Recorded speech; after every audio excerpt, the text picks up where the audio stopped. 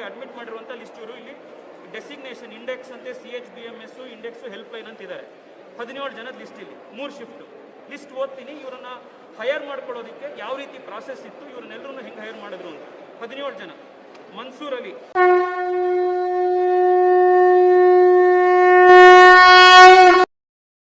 नमस्ते दोस्तों, आप सबका एक बार फिर से स्वागत है आपके अपने YouTube चैनल सत्य सनातन में। आज हम बात करेंगे किस प्रकार से कर्नाटक में कुछ मुसलमानों ने इकट्ठे होकर के हॉस्पिटल्स के बेड्स पहले से पहले ऑक्यूपाई कर लिए ताकि वहाँ पर हिंदुओं को कोई बेड मिले ही नहीं। जी हाँ, इस लेवल का जिहाद भी हमारे भारतवर्ष में चल रहा है। दूसरी बात, पश्चिम बंगाल में ममता बनर्जी ने मुख्यमंत्री पद की शपथ तो ले ली है, लेकिन वहीं उनके मुंह पर ही गवर्नर धनखड़ ने उनको वो सारी बातें बोली जो उनके मन में थी और जिस तरीके की परिस्थितियां पूरे प्रदेश के अंदर हैं। हालांकि ममता बनर्जी का जो घमंड है वो देखते ही बन रहा था, लेकिन गवर्नर धनखड़ ने सारी बातें बोलने के बाद ही उनको शपथ लेने के लिए अनुमति प्रदान की।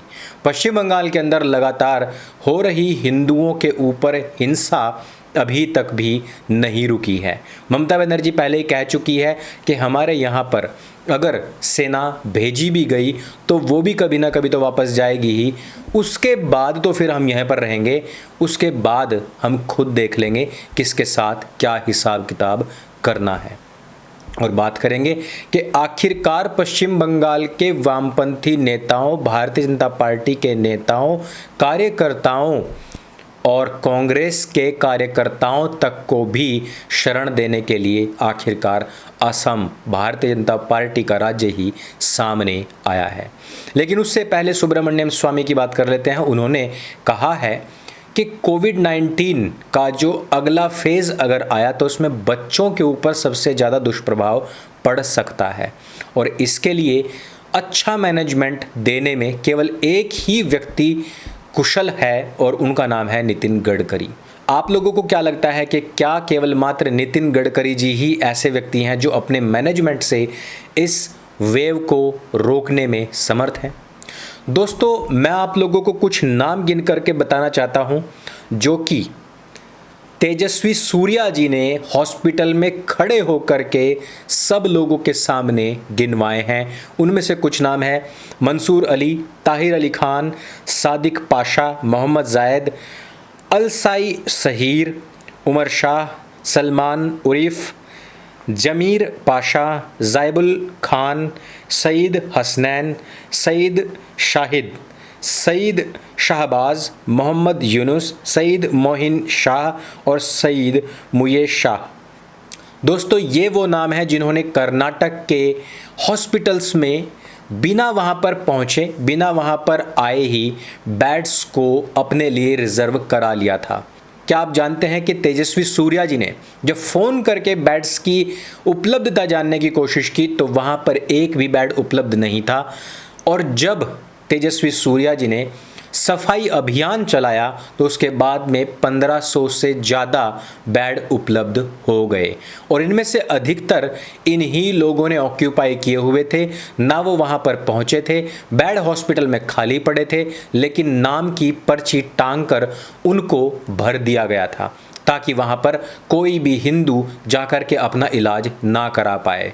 दोस्तों, जहाँ पर एक तरफ मानवता की बड़ी बड़ी मिसालें दे करके लोग कोई अपना घर, कोई गाड़ी और कोई अपने महत्वपूर्ण बहुमूल्य चीज़ें बेचकर भी लोगों के लिए ऑक्सीजन, दवाइयों और भोजन का प्रबंध कर रहा है, वहीं पर कुछ लोगों की जिहादी मानसिकता के चलते अभी भी हॉस्पिटल्स में इस लेवल का जिहाद चल रहा है।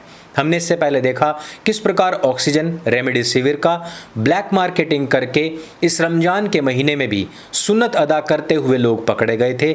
लेकिन यहाँ पर एक नेक्स्ट लेवल का जिहाद है जिसको एक्सपोज करने के लिए तेजस्वी सूर्या जी का बहुत बहुत धन्यवाद।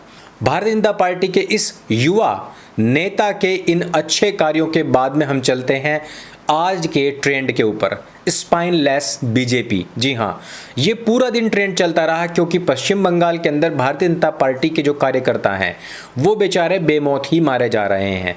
चारों तरफ से आपको हिंसा की तस्वीरें दिखाई देती नजर आ रही होंगी। सरस्वती जाना, एक सेकंड ईयर में पढ़ने वाली लड़की जिसका सारी रात उसके साथ दुष्कर्म किया गया और फिर उसकी हत्या कर उसे फेंक दिया गया।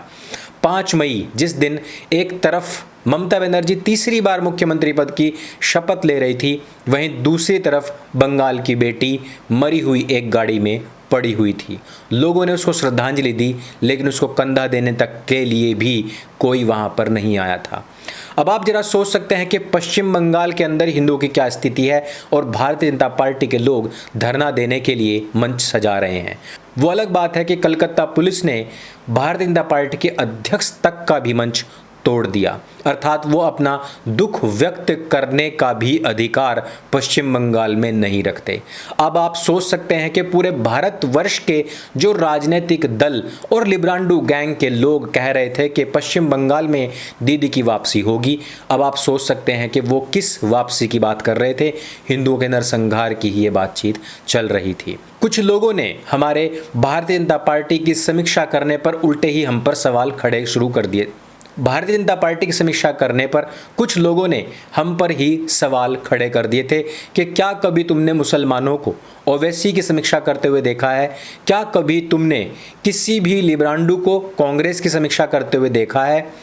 मैं यहाँ पर उनको यही कहना चाहता हूँ कि असदुद्दीन ओवैसी एक अखलाक या फिर किसी रकबर की मौत के बाद में धरती सिर पर उठाने का मादा रखता है, पूरे भारतवर्ष को गुंजा कर रख देता है। उनके मामले यूएन में गूंजते हैं और यहाँ पर लगातार हिंदुओं की भारतीय जनता पार्टी के कार्यकर्ताओं की होती हुई हत्या के बाद में अभी तक कोई भी एक्शन नहीं लिया गया है।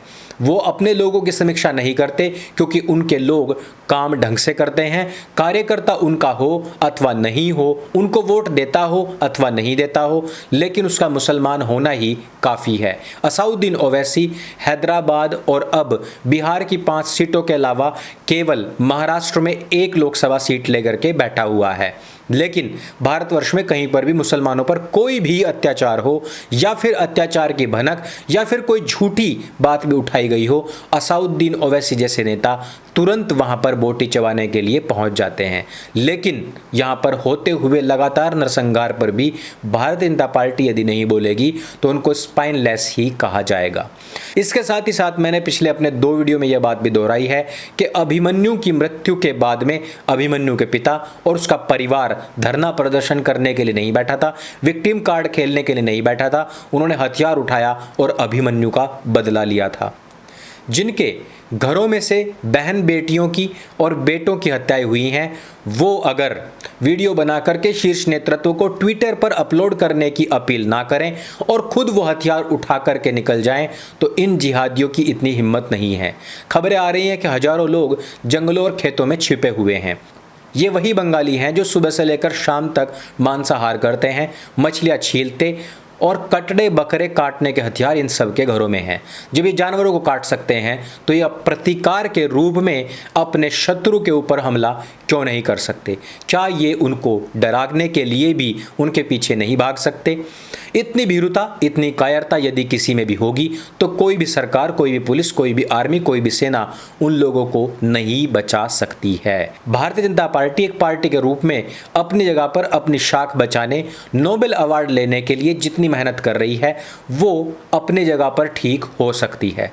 भारतीय जनता पार्टी चाहती है कि वो इमरजेंसी ना लगाकर अपने ऊपर वो दाग ना लगने दे जो कि कांग्रेस के नेताओं के ऊपर लगती आई है। वो चाहती है कि हम किसी पर भी कोई लाठीचार्ज ना करवाएं, हम लोगों को उनके मर्जी के अनुरूप जीने का अधिकार दें, भले ही वो दूसरों के जीने का अधिकार छीन लें।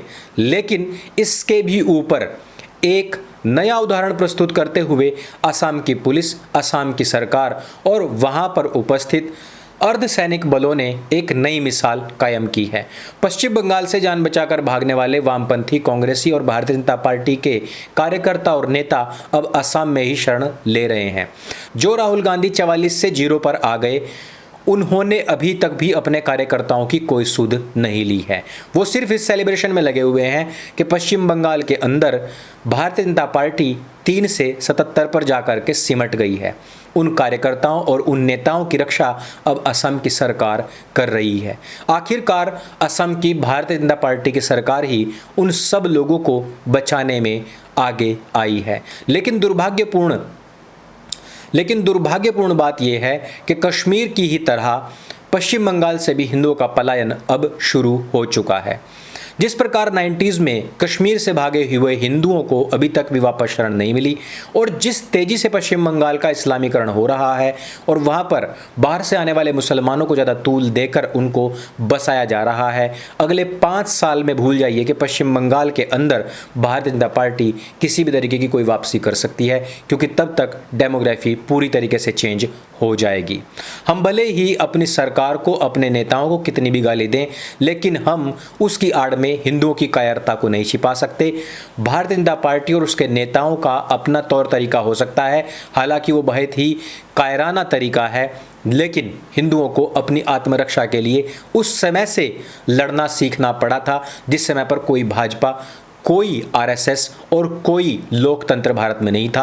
और उस समय तक लड़ना पड़ेगा जब भाजपा का अस्तित्व, हिंदुवादी पार्टियों का अस्तित्व समाप्त होकर भारत में संपूर्ण इस्लामिक सरकार, इस्लामिक हुकूमत हो जाएगी।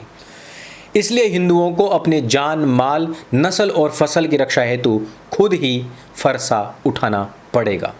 दोस्तों, आपको क्या लगता है कि पश्चिम बंगाल में होने वाली इस हिंसा का असली जिम्मेदार कौन है? तेजस्वी सूर्या जैसे नेताओं की भारत में क्या कमी है और इस प्रकार के नेताओं को और आगे आना चाहिए?